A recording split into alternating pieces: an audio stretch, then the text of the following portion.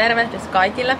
Mä oon Mielosen Niina ja eilen tosiaan kilpailin Oulun kilpailuissa ja sarjana oli tulokkaat plus 163 senttiä ja sijoitus oli SM2.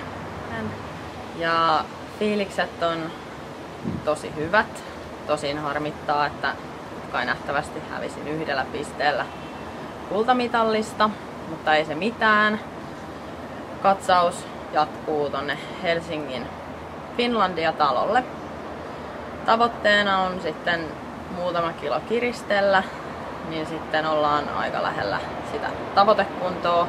Eli Oulun kilpailun tavoite oli vaan lähinnä katsoa, että missä tällä hetkellä kunnon puolesta oikeasti mennään. Että tästä on hyvä jatkaa. Kiitos.